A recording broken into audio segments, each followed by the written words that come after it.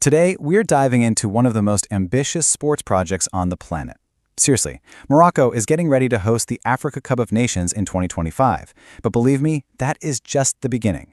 This is a story about how a country is using football as a multi-billion-dollar investment to build a lasting legacy, all while aiming for the biggest prize in sports.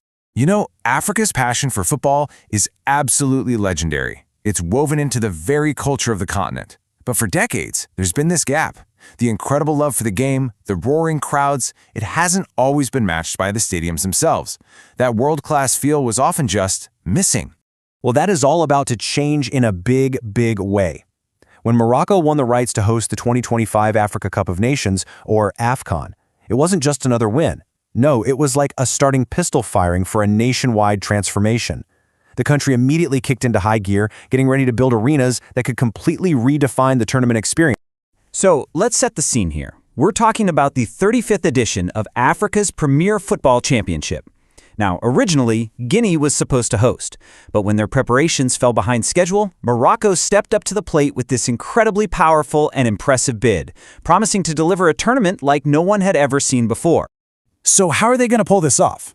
The answer is this number right here, 9. That's right, Morocco is rolling out 9 top-tier stadiums spread across 6 different cities. And look, these aren't just a few upgrades and a fresh coat of paint. We're talking about venues built for the global stage, with state-of-the-art facilities designed to deliver a world-class experience from the moment you walk in. And this is a truly nationwide project. So let's take a quick tour of some of these incredible architectural marvels that are about to become household names, starting up in the north. Our first stop is in the city of Tangier, and it's home to what is, right now, the biggest stadium in the entire kingdom, the Ibn Batouta Stadium. Okay, so this place is huge, holding 75,000 people. But the real genius move here, from a financial and an experience standpoint, was ripping out the old athletics track. Now, that's not just to look good. By bringing fans closer to the field, you're creating premium seats with better views, which means you can charge higher ticket prices. Plus, that cool, dynamic facade, it's not just for show. It's a glowing billboard that attracts major sponsorship deals. All right, next up, we're heading over to the capital city, Rabat, to check out a stadium that has been totally transformed. It's practically a brand new venue, the Prince Moulay Abdellah Stadium. Now, this is a brilliant strategic play. You might think the biggest stadium gets the final, right? Not here.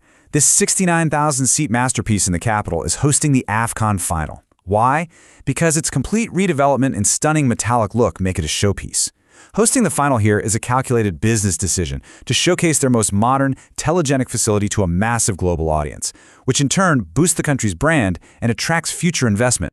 From the brand new to the truly legendary, our next stop takes us to Morocco's biggest city, Casablanca, which is home to one of the most historic and famous football grounds in all of Africa. The Mohammed V Stadium is an icon. Opened way back in 1955, this 67,000-seater is famous for its incredible atmosphere. But, you know, history alone doesn't pay for the upkeep. The upgrades to meet FIFA standards are about securing its future. We're talking about new corporate hospitality suites, better access for fans, and cutting-edge broadcast facilities. Every single one of those is a new revenue stream, making sure this historic venue is profitable for years to come. And the spending doesn't stop with the big 3. Nope. Morocco's investment continues with what I'm calling a trio of titans. 3 more huge stadiums, all built to the exact same impressive capacity. In Fez, Agadir, and Marrakesh, you'll find these 3 giants, each with room for 45,000 fans. Now, from a financial perspective, standardizing the size like this is smart. It almost certainly makes construction and long-term maintenance cheaper. It's an economy of scale. But they are not cookie-cutter copies. The one in Marrakesh, for example, is designed to look like Morocco's historic desert fortresses. That's not just beautiful architecture, it turns the stadium itself into a tourist destination. Look, everything we've talked about so far for AFCON 2025 is already incredibly impressive. But what if I told you that's just the warm-up? This is all just step 1 of a much, much bigger plan. So here it is, the master plan. Phase 1 is all about getting these venues absolutely perfect for AFCON 2025. But Phase 2? That kicks in the second the tournament is over.